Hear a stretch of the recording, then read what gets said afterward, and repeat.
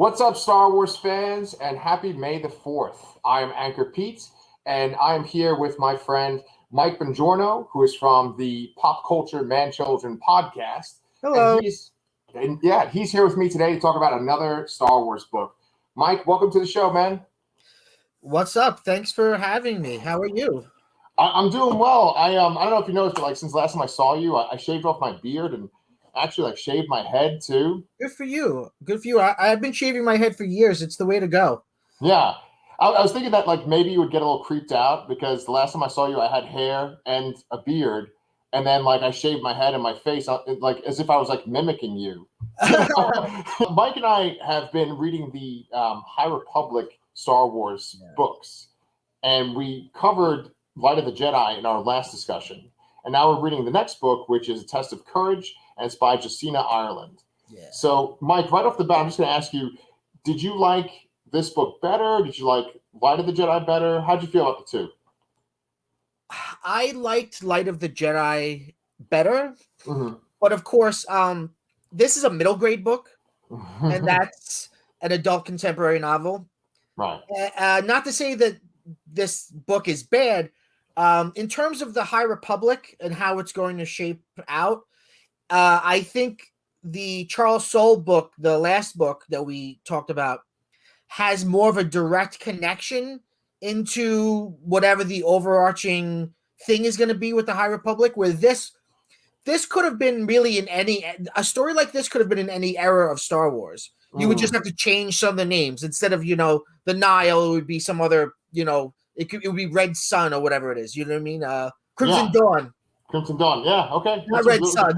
I don't think there's anything, any kind of loose threads that I would want to follow up on, but I do like the characters a lot in this book, and I would like to see them in one of the adult books as well. I know that one of the main characters in this book, Avon Staros, who's the little scientist girl, who's always pinning science against the Force. Her sister is a character in one of the other books, either the Claudia Gray one that's out already, which I have not read, or one of the ones coming. Yeah. So they're going to expand on some of these characters. Yeah. Do you think that Vernestra Rowe, who's essentially the main Jedi in this, is going to be in the other books? I do, because I feel like they really built her with a lot of interesting things that I feel like you can utilize in different narratives. She's like a Jedi prodigy. Mm-hmm. She's 16 years old, but she is a Jedi Knight. Her I forget who her master was, but her master recommended her for the trials, and she passed. And they say she's the youngest person to become a Jedi Knight in many generations. So people look at her with awe of wow, this gifted young woman. Yeah. And she has a lightsaber whip. So, you gotta put her in something else, a comic or something. She did just seem like she was very humble, and she had her duty. She didn't seem like Anakin, where because she's so powerful and so young, she felt like she could make a big change in the universe. Right. It's so funny that you say that, because when I was reading this book, I realized that something that critics do, and this is not a bad thing, it's just an observation that came to me.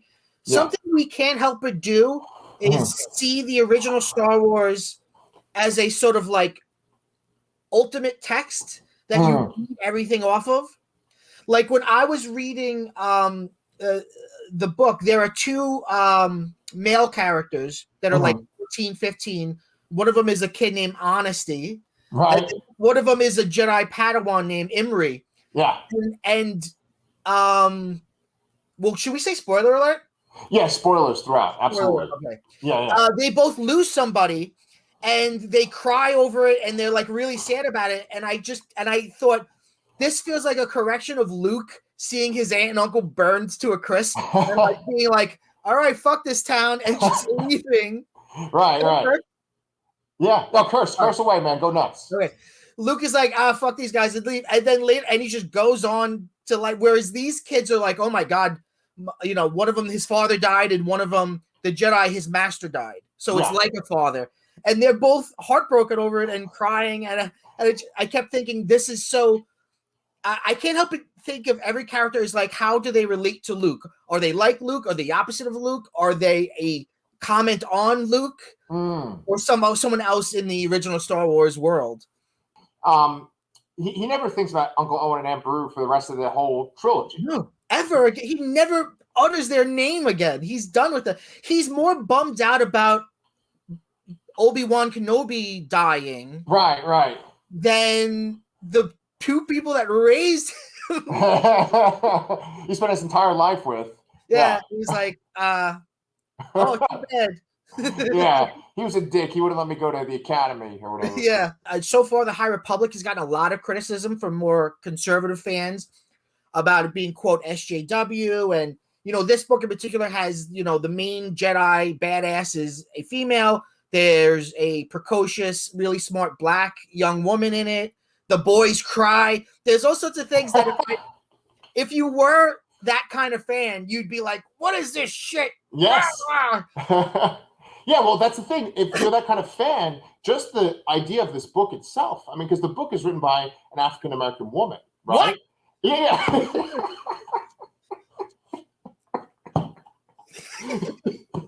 Right. No, she's a great author. Exactly. Yeah. And so, but I know that a lot of people would just be like, they would have issue because there's such like a narrow focus with Star Wars. They think, just like you said, they compare everything to Luke, and then they compare everything to George Lucas. George Lucas is this white man that made Star Wars. So this is who it's for. Right. When they first announced the High Republic, they put out this little like trailer that was kind of a behind the scenes where you saw their little writer's room of them all, I guess, breaking what the whole story would be. And there's a lot of shots of Justina Ireland pitching in and talking.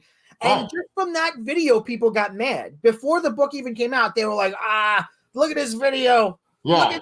And so it's like, there's really no intelligent argument you can make against that. Yeah. Well, that's the whole thing, right? Because there's Star Wars, people think that it's supposed to be one way. But, I work in education, right? And so I work with kids of all different ages. And there are kids with Star Wars backpacks, there's kids with Star Wars shirts, and they're all diverse. Yeah. There's African-American kids, there's Asian-American kids, there's Indian-American kids, all different nationalities and ethnicities, and they love Star Wars, Right. And for the longest time, it was white Han, white Luke, white Leia, right. And that's it. Now it's, more diverse. And people have a big problem with that. Yeah, well, yeah. I think it has to do with privilege, because I think if you are the media is like a big mirror, and if you are the thing that is always being shown, you don't realize that you're the one being displayed. You just looking in the mirror and seeing yourself and going, that's it. I'm normal. I'm the default person. Yeah. Right. This is if you're a white viewer, but if you're not, you go,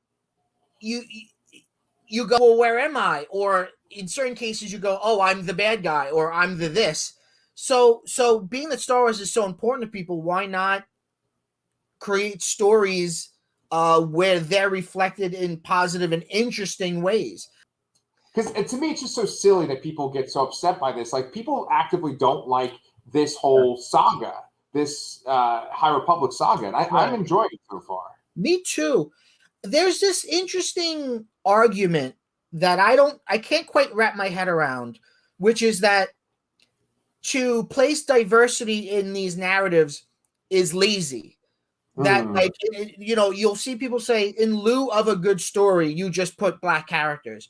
And I always think, I don't know if that makes any sense. Like, as a viewer and a reader, I always want something different. So if you're giving me something that I haven't seen before, I'm always interested, whether that be characters that look like different ways that I've seen before, or if it's like lightsabers that look different from what I've seen before. So I don't quite get that. And I also don't quite get the idea that Disney, which I'm wearing the shirt, Disney is both a huge monolithic evil corporation that can do whatever they want, but at the same time they don't want white male fans.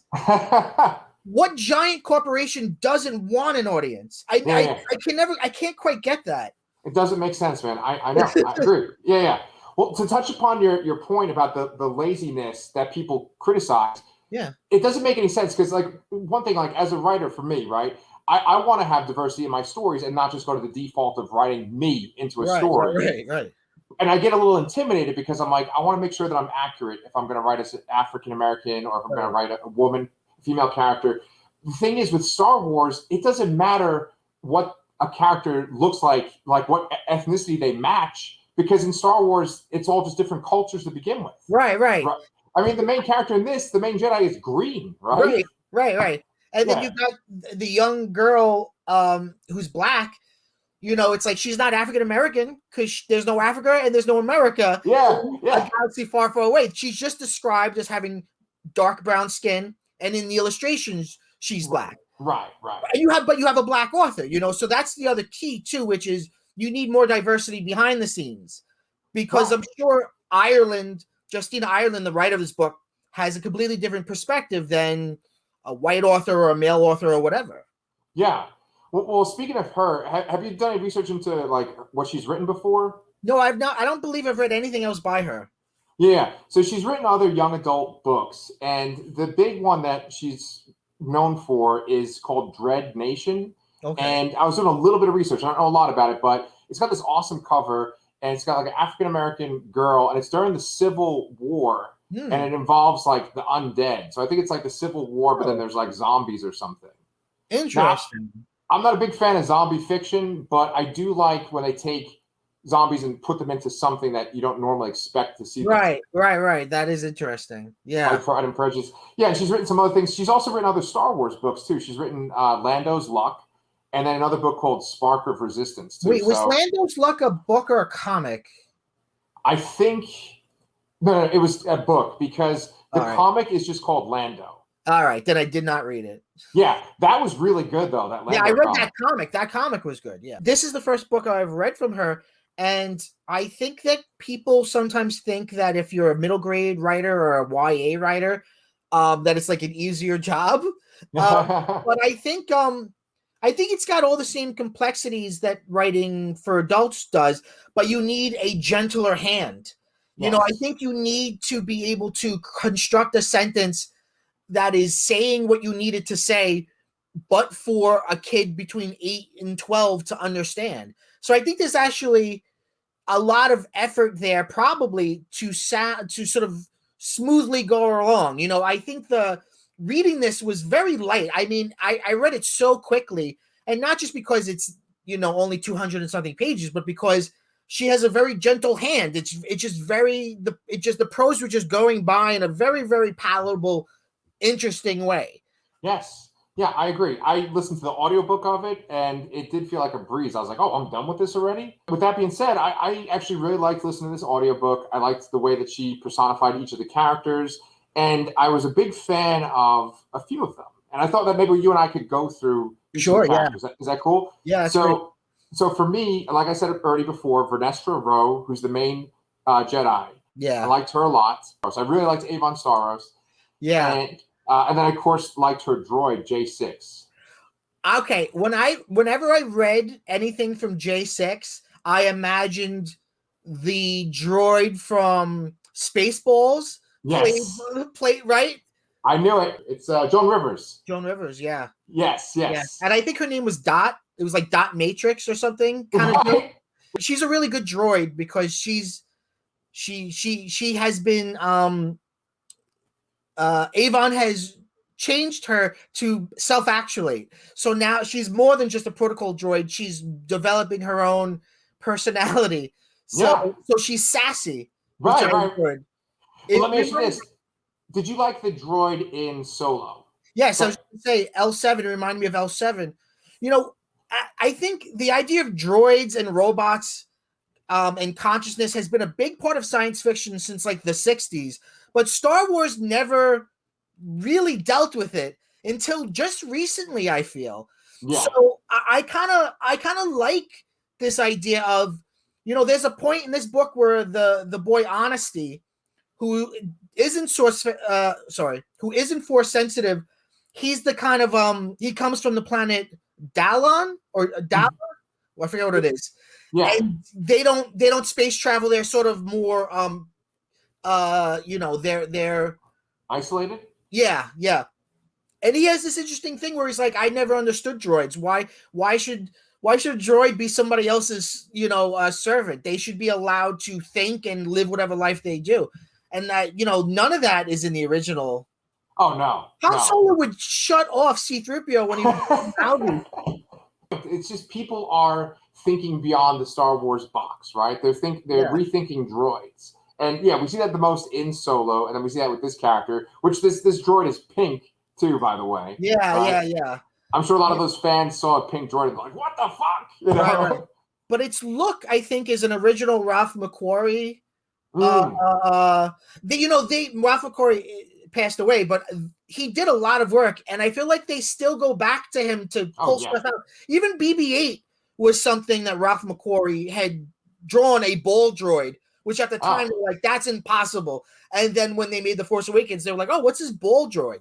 Yeah. So I think that droid has appeared before. I know definitely in some of the new movies, but I think it's a Ralph McQuarrie design, but it is a sort of pinkish hue.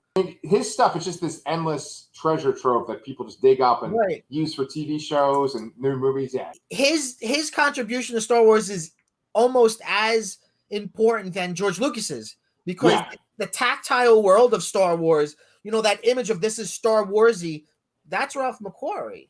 Yeah, there's essentially like three pillars, right, that hold up Star Wars. It's George Lucas's imagination, his design, and then John Williams' music. Yeah, right. You take one of those away, and it's not going to work. Exactly. Especially the music. Yeah. What about Emery? Do you want to tell us about him? He is a Padawan. He's about 2 years younger than Vernestra, and he in the beginning of this story, we haven't got to the story at all, but in the beginning of this story, there is diplomacy going on. Right. And he is there with his master, Jedi named Douglas. And he's kind of, he's a Padawan and he's young, but he's also a little bit insecure.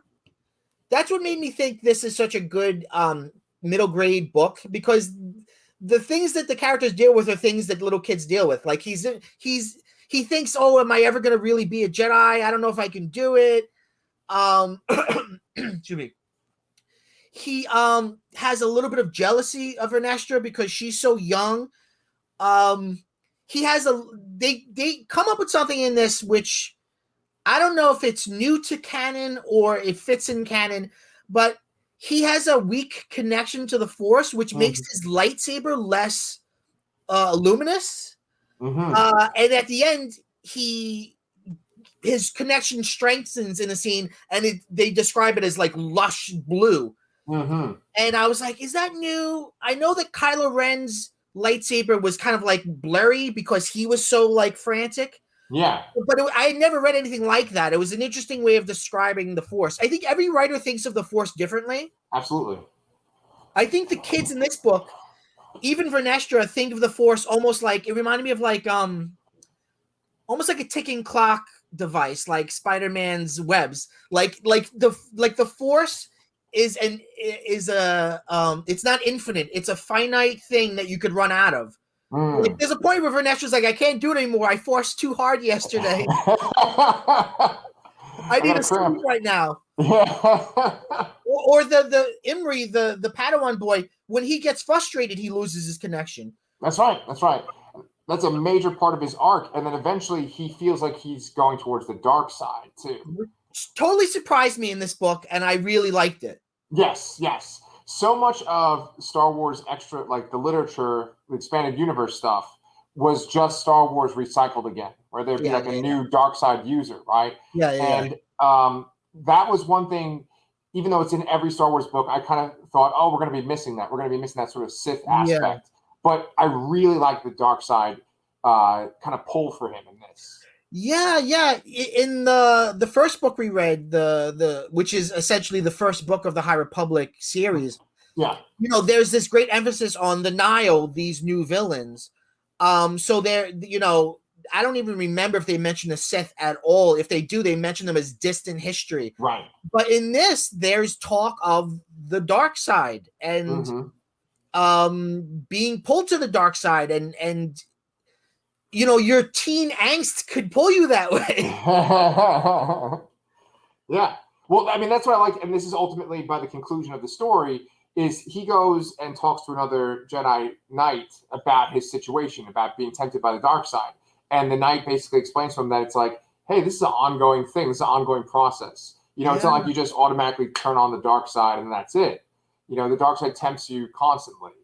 Yeah, I really like that because it reminded me of kind of recovery talk. When somebody's recovering from some kind of addiction. Yes. You know, you're not just cured, you're like every day you're working on it. So I really like the idea. It's so different from like what we saw with like Anakin or Luke or Kylo. Like this idea of like, all right, I dark-sided yesterday. I admit it. I fell off the wagon, but I'm going to light side today. And I actually like that idea. It was a cheat day for Weight Watchers. Yeah, right? yeah, exactly. Yeah. Well, you mentioned the Nihil, and there's 2 Nihil in this book, but they are barely seen. They're in the very beginning. They sabotage the ship, which is called the Steady Wing. I like the name of the ship. And the 2 Nihil are Clineth Da and Guishi. And Guishi is an Aqualish. Now, let me ask you this. Did you know what an Aqualish was just reading the name? No, whenever I read any Star Wars book and they say the alien race, I always have to Google it and go, oh, it's one of those guys. They're in a lot of things. They're in a bunch of the movies. They're definitely in the prequels. Yeah. But I didn't know that an Aqualish was essentially that one that's in the cantina with the crazy doctor that gets its arm chopped off. Yes. Yeah, like the butt face. Yeah. He doesn't like you. You're right. Well, let me ask you this. What's your favorite Star Wars alien type? Wow. That's a hard question. What a profound question. I'm sorry, man. No. I love a question like this. Yeah. Wow. I kind of love. See, I don't even remember the name of them. The species that Greedo is. Rodian, because they have like galaxy eyes. Like their eyes look like a star map. Yes. And especially in the animated series, they really like make them look beautiful. And outside of Greedo, they tend to be really chill. I like yeah. It's interesting. They do a good job of like making both good guys and bad guys of every race. Like there's no race that's like that's the bad guy race. Right. Like there's like Bosk, who's like a big lizard. There's in the High Republic, one of the Jedi Masters is one of those big lizards. I forget what they're called. I forgot his name too. Yeah, Transdotion is the name of the lizards. It's like Skier. Yeah. Skier. Yeah, so he's a Transdotion. Yeah. Yeah, I like that race too, actually. And you know, of course, Wookiees. You know, everyone loves Wookiees. Sure. But I would say probably for me, the race that I like the most is the Togruta, that's what Ashoka is. Oh, okay. With the yeah. Okay. I just think they're kind of like Twi'lek, which Twi'lek are very cool looking too. And I'm basing this totally on aesthetics, like just the way they look. Right. You know, because I think Twi'leks look really cool with those tendrils on their heads. Right. But I think that Togruta is like sort of like a Twi'lek, but more. You know, they have like the painted faces. Yeah. But the 2 Nihil in this book, there's not much of them. They're pretty vicious. They blow up that whole ship, killing. Yeah, I was going to ask you what you thought of that. For a middle grade book, the Nihil is really a formidable enemy. I mean, if they've established one thing in this book and Light of the Jedi, the last book that we read, is that the Nihil really are bad. Yeah. And I was really shocked. You know, at first I thought they're going to steal something from this ship. They're going to kidnap somebody. No, their mission is to destroy the entire ship and kill every single person in it.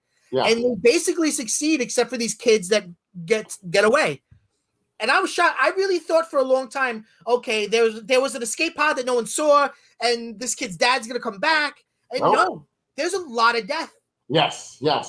Honestly, I kind of like that. You know, it just ties in with the whole series. It's not like, oh, well, it's a kid's story, so it's not going to be as rough. Yeah. I like that. I like that aspect. And yeah, it's like you said, it makes them more formidable. They're sort of like space Vikings. Yeah, like they're questioned at the end of this book, and they say, kind of teasing the whole High Republic era. They say like, we're more than just pirates. You don't know what's coming for you, and it's really foreboding Yeah. because they are, very. They seem to think of life as very cheap. If you think of the Sith obviously kills billions of people, but they have this own weird ideology of passion and victory. Like they believe in something where I feel like, the Nihil are like nihilists. It's like, we believe in nothing. We'll kill anybody. We don't care. Yeah. It's wild. They've done a really good job, I think, with the Nihil. I really do. I think they are cool villains. Yeah.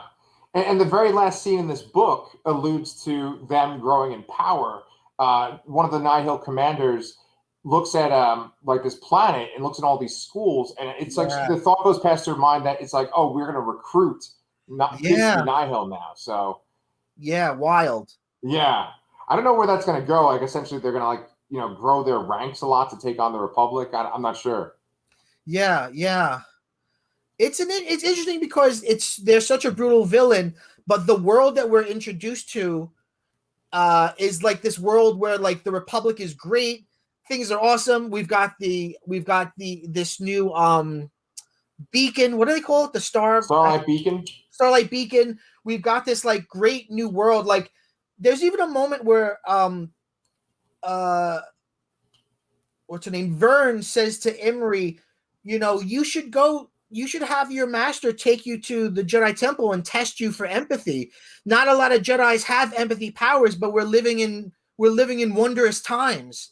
Yeah. And I thought, what an interesting way to think. Like they think they're living at like the apex of like, we have done it. We are like basically peaceful. We are expanding the galaxy. Everything's awesome. The future is bright. Yeah. But this is 200 years before everything else that we've already seen, which is horrible. Yeah, goes right to shit. Yeah. This does have the potential to build to a big, satisfying story arc, and it could become something epic as we get more and more invested in these characters. If they have like little side adventures and they continue to build on, like this book in particular kind of had shades of like Lord of the Flies, or just like Robinson Crusoe, like the idea of like people stranded on an island and having to survive. Right, except it's a planet, Yeah, I mean, you pointed out that the Nihil bad guys that create the attack at the beginning, they show up again at the very end, but they're not really. It's more of like a man versus nature type of thing. It also, because that also speaks to that time period too. This is 200 years before, right? Episode 1. So it's like not everything is mapped out. Right. Like there's a point where they're like, we're sending a beacon, but what if no one hears it? What if we're stuck here forever? And I've never, in Star Wars, you don't think that way. You think, oh, well, ships can go anywhere. It's the first time I can remember in Star Wars where the idea of being like shipwrecked actually meant something dramatic. Right.